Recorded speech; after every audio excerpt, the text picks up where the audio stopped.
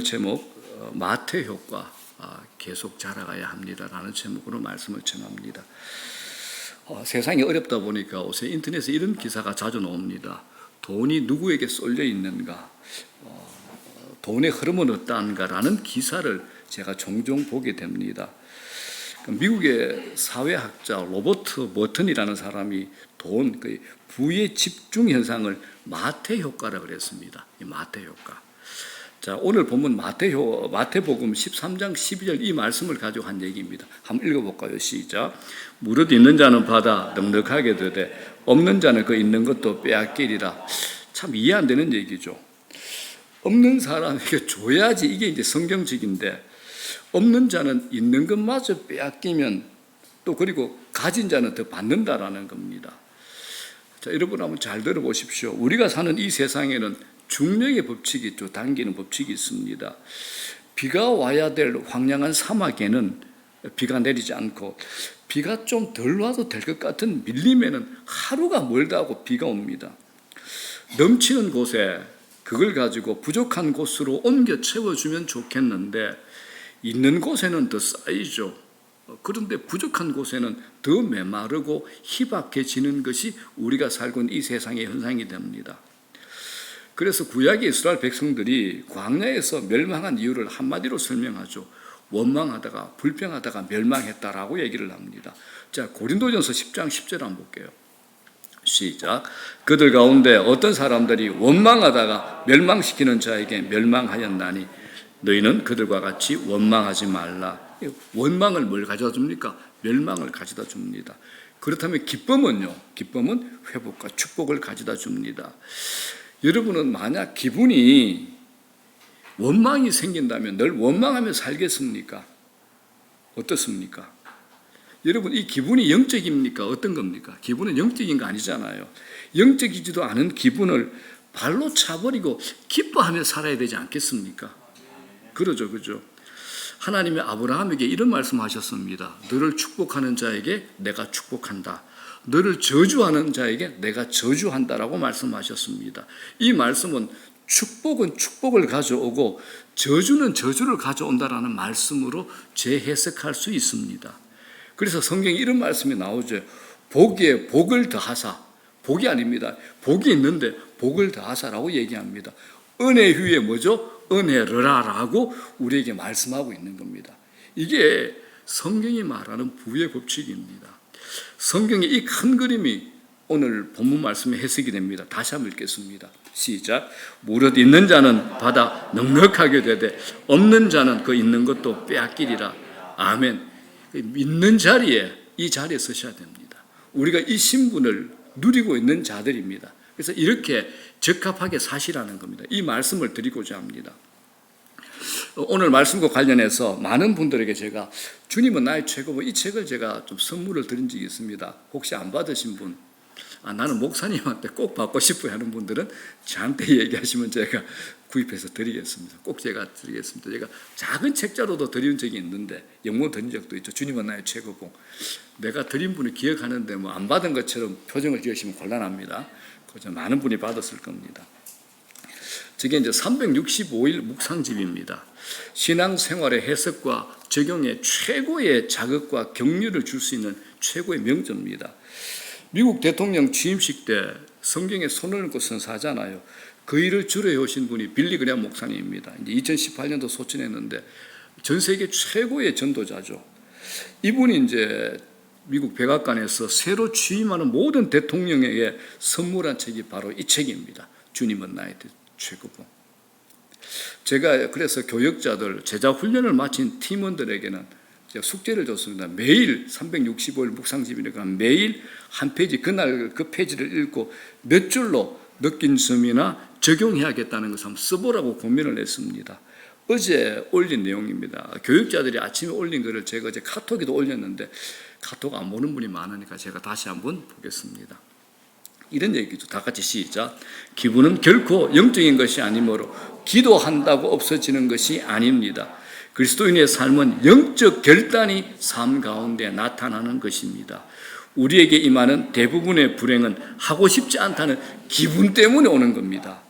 결코 한순간이라도 기분에 굴복하지 말고 발로 차버리십시오. 마귀를 탓하지 말고 훈련되지 못한 자신의 본성을 탓하지, 기분에 휘말리지 않는 하루하루 일상을 영성으로 미라클, 이거지 않습니까? 멋지지 않습니까, 여러분들? 기분에 휘말리지 않는 하루하루 일상을 영상으로 미라클, 이건 박판정 전사님이 올려놓은 걸 제가 가져온 겁니다.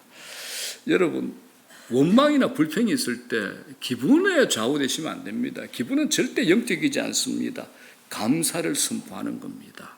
이럴 때 원망의 고리가 끊어지고 기쁨과 감사할 일이 생겨나는 겁니다. 힘들어서 원망하면 또 원망을 낳습니다. 슬픈 일이 있어도 기뻐하면 기뻐할 일이 생긴다라는 겁니다. 이렇게 반응하면서 우리 신앙이 자라가는 겁니다. 자, 무릇 있는 자는 받아 넉넉하게 되되 없는 자는 그 있는 것도 빼앗기리라. 이 말씀 꼭 기억하시기 바랍니다. 더 받아서 넉넉하게 되는 자리에 있으시길 주의 이름으로 축원합니다. 가끔 바닷가에서 바다 위를 이동하는 거대한 화물선을 볼 때가 있죠. 화물선들은 그렇게 빠른 속도로 움직이는 건 아니지만 자신의 목표를 향해서 꾸준히 가는 것을 보게 됩니다. 화물선의 평균 속도가 얼마냐 제가 조사를 해봤더니 15에서 20노트랍니다. 자동차 속도로 비교하면 시속 한 30에서 35km밖에 안 돼요. 그러니까 여러분 어느 정도 속도냐면 우리가 학교 앞을 지나갈 때는 전부 30km 이하입니다. 그죠? 그 속도 약간 더 빠르게 이동하는 겁니다. 우리가 볼 때 아주 천천히 가는 겁니다. 그런데 저렇게 천천히 움직이는 화물선들이 태평양을 건너고 대서양을 건넙니다. 그런데 이런 배도 앞으로 나가지 못하고 방향을 잃고 제자리에 맴돌 때가 있죠. 엔진이 고장이 나든지 아니면 선원들이나 승객들 사이에서 난리가 일어나면 이제 제자리에 멈추게 됩니다.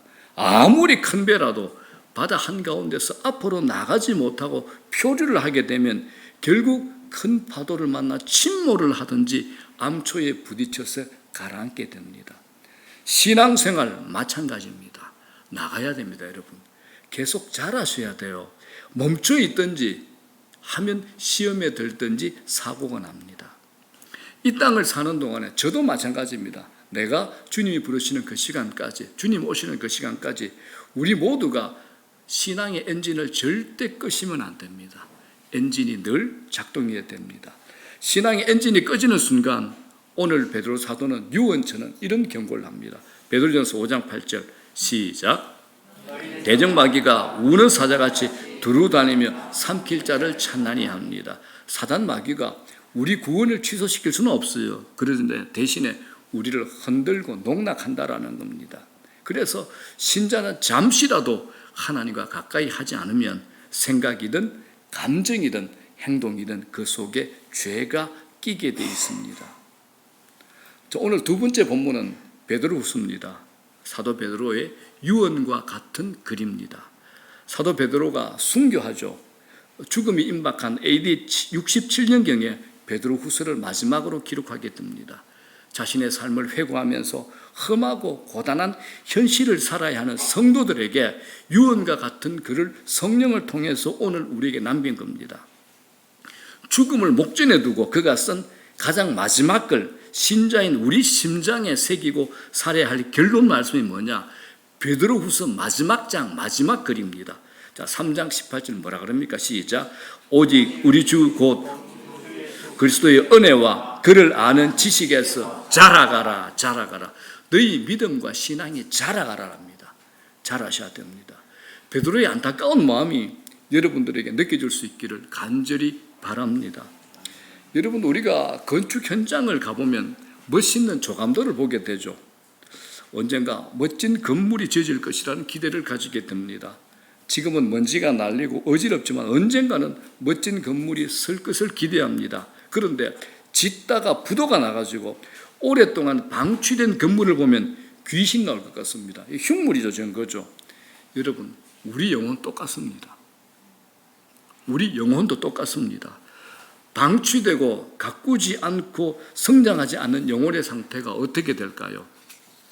마귀가 조롱을 합니다. 내 영혼에서 악취가 나고 내 영혼이 날카롭고 차가워집니다. 뾰족해지는 겁니다. 예수 생명으로 떨어져 있으니까 쪼그라들고 말라는 겁니다. 그래서 미국의 가장 존경받는 에이브라함 링컨 대통령도 자신에 대해서 이런 말을 합니다. 뭐라 그럽니까? 나는 천천히 가는 사람입니다. 그러나 멈추거나 뒤로 가지는 않습니다. 합니다. 천천히라도 가셔야 됩니다. 예수 생명을 가진 우리가 신앙이 자라셔야 됩니다. 멈춰져 있는 것은 비정상입니다. 우리가 잘 알다시피 베드로의 인생을 보게 되면 그는 예수님의 수제자지만 넘어졌다, 일어섰다의 연속이었습니다. 다혈질이죠. 열심히 많았지만 실수가 가장 많은 제자가 베드로였습니다. 100점과 0점 사이를 오고 갔죠. 그는 제자로서 자질이 의심되는 순간이 참 많았습니다. 업, 다운이 아주 심했습니다. 베드로의 본래 이름이 뭡니까? 시몬이죠. 시몬입니다.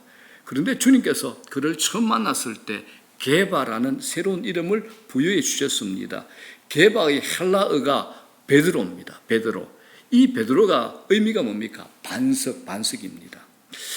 참 변덕스럽고 실수가 많은 그에게 주님께서 베드로에게 반석이다라는 이름을 붙여주실 때 무엇을 느낍니까? 그에게 안 어울리는 이름입니다. 그렇다면 왜 그렇게 흔들리고 변덕스러운 그에게 반석이라는 이름을 붙여주셨을까요? 지금은 소망이 없어 보이지만 언젠가 변화될 것에 대한 기대 때문입니다. 현재의 상태가 아니라 미래에 대한 기대입니다. 그래서 예수 믿음은 여러분 과거형이 아니라 현재형이 아니라 미래형의 인생을 살게 되는 겁니다. 어떤 사람이 예수님을 가리켜서 엿장수 같은 분이라는 표현을 했습니다. 여러분 엿장수 아시나요? 옛날 엿장수 아저씨는요, 돈보다는 폐품과 쓰레기를 더 좋아하셨어요. 헌옷, 낡은 고무신, 빈벽, 헌책, 찌그러진 양재기, 쓸모없는 것들만 받아갔습니다. 그것을 바꾸는 뭐로 바꿔줍니까? 맛있는 엿가락으로 바꿔줍니다. 우리 예수님도 엿장수 같은 것 같아요. 우리에게서 나오는 온갖 고물과 폐품이 있잖아요. 원망, 한숨, 불평, 고통, 눈물을 받아주시는 분입니다. 그리고 그것을 받으셔서 우리에게 뭘 주십니까? 용서, 기쁨, 회복, 치유, 새 생명으로 바꿔주시는 분입니다. 지금도 예수님은 우리 안에 있는 모든 폐기물들을 가지고 오기를 원하십니다. 자, 베드로후서 3장 17절 앞에 말씀 한번 보겠습니다. 시작. 그러므로 사랑하는 자들아, 너희가 이것을 미리 알았은즉 무법한 자들의 미혹에 이끌려 너희가 굳센데서 떨어질까 삼가라. 아멘. 너희가 굳센데서 떨어질까 삼가라. 하나님께서 우리를 구원하셨지만 정말 기가 막히게 구원하셨습니다. 그건 우리 안에 육체적인 정욕과 욕망을 그대로 남겨두신 겁니다. 믿는 사람의 욕망과 정욕은 믿지 않는 사람들과 똑같죠. 다를 바가 없습니다. 하나님께서 이런 것을 남겨두신 이유가 뭡니까? 절대로 너 자신 믿지 말고 매 순간 하나님 의지하라는 겁니다. 그래서 베드로가 뭐라 그럽니까? 굳센 데서 떨어질까 삼가라고 얘기하고 있습니다. 이게 베드로 자신의 이야기입니다. 과거에 늘 흔들렸죠. 삶이 요동을 쳤습니다. 자신의 과거를 생각하면서 서신을 받는 이 베드로 서신을 받는 성도들에게 흔들림 없는 삶을 살 것을 당부하고 있는 겁니다. 여러분 우리 안에 뭐가 있습니까? 죄성이 있습니다. 아차 하는 순간에 실족하죠. 한때 잘했다가 나중에 실패하는 사람이 얼마나 많습니까? 그러므로 한때의 신앙으로 만족하면 안 됩니다. 왕년의 신앙 자랑하는 것 아무 의미 없습니다. 왕년에 잘한 것 좋습니다. 그런데 그게 함정에 있습니다. 은혜 생활은, 신앙 생활은 과거형이 아니라 현재형이어야 됩니다. 현재형이셔야 됩니다. 우리는 평생 하나님을 알아가는 노력을 하셔야 되는 겁니다. 자, 오늘 18절 마지막 절 다시 한번 보겠습니다. 이거 암송하면 좋겠어요. 시작. 오직 우리 주 곧 구주 예수 그리스도의 은혜와 그를 아는 지식에서 자라가라. 그를 아는 지식에서 자라가라. 베드로가 제일 강조하는 단어가 뭡니까? 자라가랍니다. 자라가라. 영적 생명을 강조합니다. 자라는 게 생명의 특성이죠. 자라남을 놓치시면 안 됩니다. 그런데 영적 성장 절대 저절로 이루어지지 않습니다. 우리의 노력이 있어야 됩니다. 구원받은 사람에게는 하나님을 만나고 경험하고 그분의 인도하심, 그분의 보호하심, 그리고 공급하심을 체험하고자 하는 마음과 갈망이 있어야 정상입니다. 가만히 있으면 뒤로 밀려가는 힘의 지배를 받게 되어 있습니다. 변하지 않으면 변질됩니다. 사람이 얼마나 변질되기 쉬운가요? 우리 안에 죄의 속성이 늘 작동을 하잖아요. 죄의 힘이 불쑥불쑥 올라와서 나를 지배하려고 합니다. 잠시라도 그만두면, 가만히 있으면 죄성이 올라오죠. 여러분들 잊지 마십시오. 구원은 하나님의 일방적인 은혜로 그저 주어지는 것이지만 성장은 공짜가 아닙니다. 영상실. 구원은 하나님의 일방적인 은혜로 그저 주어지는 것이지만 성장은 공짜가 아닙니다. 자신 안에 연약한 부분들을 위하여 영적 훈련하셔야 됩니다. 자, 따라합니다. 구원은 공짜입니다. 은혜니까 공짜입니다. 그러나 성장은 공짜가 아닙니다. 대가 치르셔야 됩니다. 우리는 근본적으로 변화를 싫어하죠. 지금의 삶 그대로 살고자 하는 관성이 있습니다. 그 관성의 틀을 깨셔야 되는 겁니다. 내 영혼이 자라지 않는다. 내 영혼을 방치하는 겁니다. 아까 여러분들 폐건물 봐셨죠? 그거하고 똑같습니다. 방치된 영혼 안에서 무슨 일이 일어날지 상상해 보십시오. 영적으로 발부둥 치셔야 됩니다. 자, 그렇다면 여러분, 우리 신앙이 자라가기 위해서 제일 먼저 무엇을 하고 무엇을 점검해야 될까요? 제일 먼저 믿음이 자라셔야 됩니다. 믿음이 자라셔야 됩니다. 그 사업에 눈을 뜬 사람은 어떻게 하면 돈을 벌 수 있는가 잘 압니다. 그렇죠? 그런데 사업에 눈을 뜨지 못한 사람은 망할 것을 알지 못하고도 덤벼들죠. 이래서 망하는 겁니다. 어떤 여성분이 저한테 얘기를 하더라고. 지인의 얘기를 듣고 집을 담보 잡히고 융자를 받아 가게를 오픈했는데 처음 몇 달에 이제 수입이 들어오니까 괜찮았습니다. 몇 달 지나니까 운영이 잘 안 되죠. 은행 이자가 이제 바위처럼 굴러오잖아요. 그랬더니 이렇게 표현합니다. 목사님, 숨이 막힙니다. 죽고 싶습니다라고 하소연하더라고요. 사업을 잘 모르는 제가 봐도 안 될 일을 벌인 겁니다. 이것처럼 여러분, 눈이 열리지 않는 사람은 망할 것을 알지도 못하고 무모하게 덤벼듭니다. 신앙생활 마찬가지입니다. 눈을 뜬 사람의 삶의 모습은 다릅니다. 영적으로 눈이 멀다. 이건 심각한 겁니다, 여러분. 보아야 할 것을 보지 못하기 때문에 삶이 혼란스럽습니다. 내가 말씀을 알고 믿음이 생기고 조금씩 하나님 경험하게 되면 눈이 열리죠. 눈빛이 다릅니다. 말하는 언어가 다릅니다. 삶에 대한 해석이 완전히 달라집니다. 영적인 눈이 떠여지지 않으면 성경을 읽어도 문자로 글자로 그냥 읽습니다. 성경 속에서 하나님이 계시하는 것과 말씀이 지금 내게 하는 것, 이걸 듣지 못한다라는 겁니다. 이 영적 눈이 떠여지고 열리게 되는 최고의 방법이 뭐냐? 믿음입니다. 믿음입니다. 자, 히브리서 11장 한번 볼게요. 시작. 믿음은 바라는 것들의 실상이요 보이지 않는 것들의 증거니. 이게 무슨 말이냐면 좀 어렵게 해석하면 이렇습니다. 하나님을 믿는 믿음은 미래에 일어난 일들을 현실로 실제로 보는 겁니다. 이걸 믿음이라 그럽니다. 하나님을 믿는 믿음은 미래에 일어날 일들을 현실로 실제로 보는 걸, 이걸 믿음이라고 성경은 얘기합니다. 그래서 성경 안에서의 하나님의 일하심은 하나님을 신뢰하는 믿음을 우리에게 요구하는 겁니다. 자, 6절 뭐라 그럽니까? 시작. 믿음이 없이는 하나님을 기쁘시게 하지 못하나니 하나님께 나아가는 자는 반드시 그가 계신 것과 또한 그가 자기를 찾는 자들에게 상 주시는 이심을 믿어야 할지니라. 하나님께 나아가는 자는 반드시 그가 살아계신 것. 자, 우리가 믿는 하나님은 누굽니까? 창조주 하나님이십니다. 그분의 주권과 섭리로 일하심으로 당신의 백성들을 인도하시고 보호하시고 공급하십니다. 그래서 또한 그가 자기를 찾는 자들에게 상 주시는 이심을 믿으라고 하시는 겁니다. 결론으로 이런 믿음 없으면 하나님을 기쁘시게 하지 못한다라고 성경은 우리에게 말씀합니다.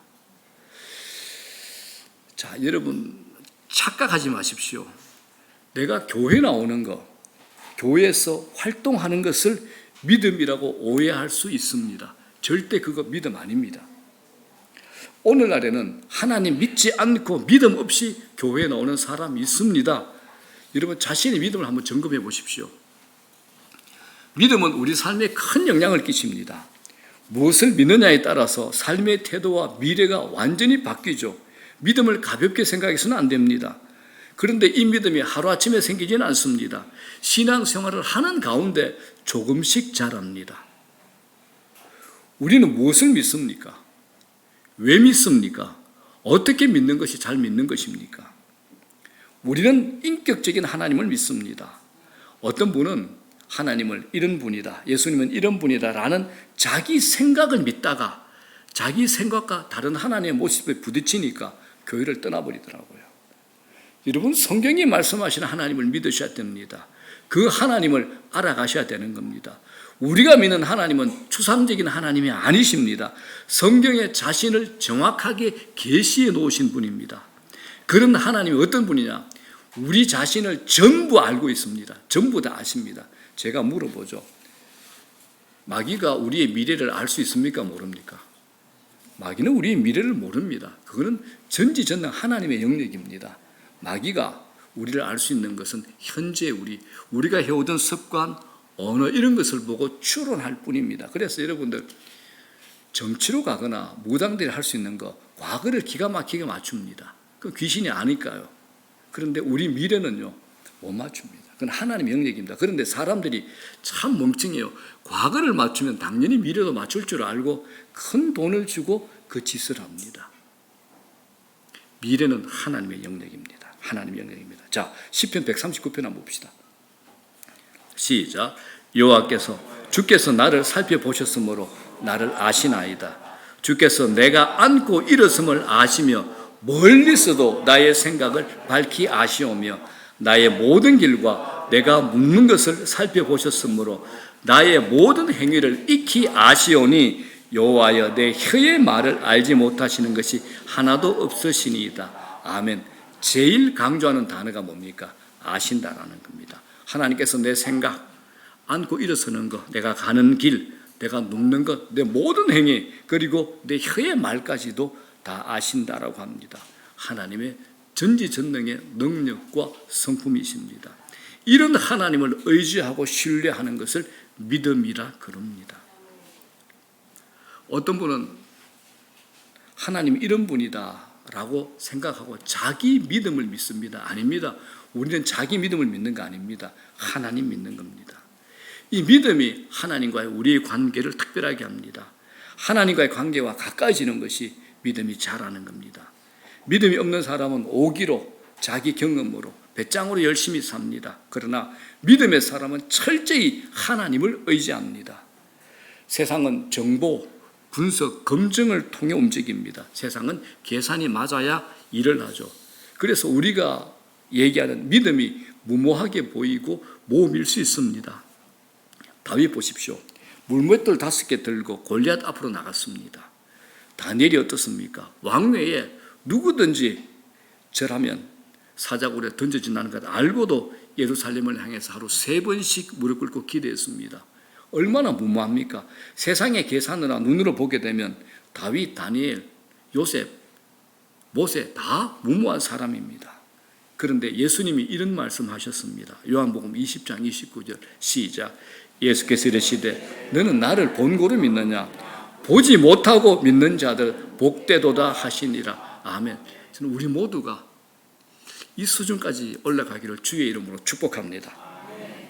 자기가 알고 경험한 것만 믿겠다는 제자 도마에게 예수님은 믿음의 눈을 뜨라라고 말씀하시는 겁니다. 여러분, 믿는 사람도 영안이 열리지 않으면 세상 사람과 다를 바 없습니다. 믿음의 사람은 눈에 보이는 것이, 눈에 보이지 않는 것이 눈에 보이는 것보다 더 확실하고 분명하다라는 것을 믿습니다. 그래서 눈에 보이는 것에만 얽매이고 제한받지 않습니다. 이건 현실을 무시해도 좋다고 이렇게 이해하시면 안 됩니다. 눈에 보이는 현실을 전부라고 생각해서는 믿음으로 살 수 없다라는 겁니다. 믿음의 사람은 멀리 봅니다. 눈에 보이는 지금이 전부라고 생각하지 않습니다.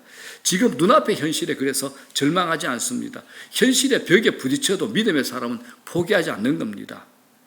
로마서 4장에서 바울은 믿음의 조상 아브라함의 믿음을 이렇게 설명합니다. 자, 19절, 20절, 21절 한번 보겠습니다. 시작. 그가 100세가 되어 자기 몸이 죽은 것 같고 사라의 태가 죽은 것 같음을 알고도 믿음이 약하여지지 아니하고 믿음이 없어 하나님의 약속을 의심하지 않고 믿음으로 견고하여져서 하나님께 영광을 돌리며 약속하신 그것을 또한 능히 이루실 줄을 확신하셨으니 아브라함은 후손에 대한 하나님의 약속을 믿었습니다. 당시에 아브라함은 자신이 남성의 기능을 할 수 없었습니다. 자기 아내도 아이를 잉태할 육체적 기능이 정지된 상태입니다. 그러나 아브라함은 하나님의 약속을 믿었습니다. 믿음은 하나님의 약속을 믿는 겁니다. 하나님 말씀이 하나님의 약속입니다. 하나님의 약속을 붙잡고 순종하는 사람은 믿음의 눈을 뜨게 됩니다. 믿음의 사람은 하나님의 약속을 믿을 뿐 아니라 하나님의 약속이 반드시 이루어질 것을 믿고 행동합니다. 그래서 믿음의 행동이 뭡니까? 반응이고 순종입니다. 순종을 통해서 믿음이 여물어 가고 믿음이 자랍니다. 우리가 그래서 말씀을 읽고 묵상한 것으로는 충분하지 않습니다. 읽고 묵상한 말씀을 내 삶 속에 적용해 보셔야 됩니다. 말씀대로 살아내시라는 겁니다. 그때 살아있는 믿음의 사람이 됩니다. 오늘날 많은 신앙인들이 하나님 말씀을 배우고 아는 것으로 머리에 채우는 것으로 만족합니다. 말은 잘합니다. 그런데 이게 문제입니다. 믿음의 실체인 하나님 말씀을 자기 삶 속에 경험해 보지 못하는 겁니다. 요사이에 이스라엘과 팔레스타인에는 예수를 만난 후에 급작스럽게 개종한 사람들이 자주 있다라고 합니다. 여러분 성경에 나오는 랍비 알죠? 랍비 정통 유대교 스승이잖아요. 이분들이 예수를 만나고 기독교인이 된 겁니다. 여러분 유대교는 예수를 메시아로 인정 안 합니다. 그래서 성경도 구약 성경만 인정하죠. 그런데 마치 2000년 전에 사도 바울이 갑자기 예수님을 만나고 회심했던 것처럼 이런 사건들이 부쩍 요사이 이스라엘에 팔레스타인에 많이 일어난다고 합니다.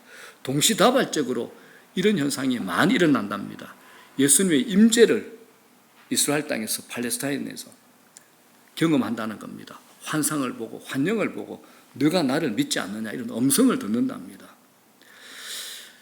저의 신앙적 관점으로 하나님의 신앙을 갖는다라는 것은 지금 팔레스타인 땅에 벌어지는 이런 환상, 환영, 음성 같은 것을 직접 듣지는 못해도 하나님 말씀이 자신에게 성육화되는 현상은 자기에게 있어야 된다라고 저는 그렇게 말씀드리고 싶습니다. 자, 사도 요한이 요한 1장 1절에 이런 말씀하셨어요. 다 같이 시작. 태초부터 있는 생명의 말씀에 관하여는 우리가 들은 바요 눈으로 본 바요 자세히 보고 우리의 손으로 만진 바라. 아멘. 물어볼게요. 여러분 지금 하나님 말씀 듣고 있잖아요. 눈으로 읽고 있잖아요. 자세히 보고 있습니까? 마지막 손으로 만진 적이 있습니까? 손으로 만진 적이 있습니까? 하나님 말씀을 들을 뿐만 아니라 우리 삶 속에서 눈으로 보고 손으로 만져야 되는 겁니다. 삶 속에서 눈으로 보고 손으로 만져야 되는 겁니다. 이게 살아있는 믿음의 생활이 됩니다. 이게 자라나는 것이고 하나님을 경험하는 것입니다. 하나님의 말씀을 경험하려면 하나님 말씀대로 살아보셔야 됩니다. 하나님 말씀대로 순종하셔야 되는 겁니다. 하나님 말씀대로 행동해야 됩니다. 삶 속에서 말씀을 경험한 적용이 쌓여야 됩니다. 누가복음의 말씀대로 뭐라 그럽니까? 하나님 말씀에 의지하여 내가 깊은 데로 가서 그물을 내리리이다. 그물 내려보셔야 됩니다. 우리는 위기만 닥치면 어떡합니까? 문제만 붙듭니다. 그러나 믿음의 사람은 하나님의 약속을 의심하지 않습니다. 하나님의 약속은 막연하지 않습니다. 하나님의 약속은 분명합니다. 하나님은 거짓이 없습니다. 변덕스럽지 않습니다. 하나님은 약속을 하시고 후회하지 않으십니다. 하나님의 약속에 대한 우리의 태도가 믿음이라는 겁니다. 자, 이제 말씀 정리합니다. 다 같이 시작. 무릇 있는 자는 넉넉하게 되되 없는 자는 그 있는 것도 빼앗기리라. 있는 자로 자라면서 하나님께 받아 사는 인생 되십시오. 복에 복을 더하사 은혜 위에 은혜라. 이 말씀이 실현되는 인생 사시기를 주의 이름으로 축원합니다. 자신의 신앙 테스트 한번 확인해 보십시오. 지금 내 안에 성장의 욕구가 있는가라는 겁니다. 영적 성장의 욕구가 지금 내 안에 있는가 한번 점검해 보십시오. 한번 확인해 보십시오. 이건 매우 중요한 일입니다. 의지가 없는데 노력할 리가 없는 거죠. 그리스도인으로 태어난 사람이라면 세상 사람들과 분명히 다른 것이 있습니다. 우리는 결코 그냥 먹고 사는 것으로 만족할 수 없는 존재들입니다. 내 영혼의 상태에 대해서 관심이 생깁니다. 이전과 같이 살고 싶지 않은 마음이 생겨야 정상입니다. 좋은 땅 위에 밭도 비슷합니다. 아무리 좋은 땅 위에 밭이라도 그대로 두면 못 쓰게 됩니다. 금방 잡초 생기죠. 계속 기경을 해야 옥토가 되는 겁니다. 영적으로 자라지 않으면 그건 자신의 문제만으로 끝나지 않습니다. 자기 자신도 힘들지만 주변도 힘들어지는 겁니다. 하나님을 알아가는 경험의 발전이 여러분 삶 속에 매일 일어나기를 주의 이름으로 축원합니다. 하나님은 나를 알고 계십니다. 나도 하나님을 알아가는 노력이 필요하다라는 겁니다. 영적 성장을 위해서 멈추지 않는 노력을 계속 하셔야 됩니다. 하나님의 은혜를 구하십시오. 계속 자라가셔야 됩니다. 자라남의 기쁨을 맛보셔야 됩니다. 신앙의 기쁨이 뭡니까? 바로 그 변화에 관한 것 아닙니까? 갈수록 향기롭고 갈수록 매력적이고 허무할 만한 것들이 우리 안에서 일어나야 됩니다. 이게 예수 믿는 겁니다. 장차 우리에게 이뤄질 완성의 날을 바라보면서 성장을 위한 노력을 포기하지 않으셔야 됩니다. 때로 더딜지라도 낙심하지 마십시오. 주님이 도우실 겁니다. 혹 멈추어서 계신 분이 있다면 지금이라도 다시 시작하십시오. 자라가야 됩니다. 포기하지 마십시오. 우리 모두가 다 더 나은 모습으로 주님 앞에 설 것을 기대합니다. 그날이 오기까지 하나님의 도우심을 구하며 기도하며 날마다 자라가는 저와 여러분 되시길 주의 이름으로 축원합니다.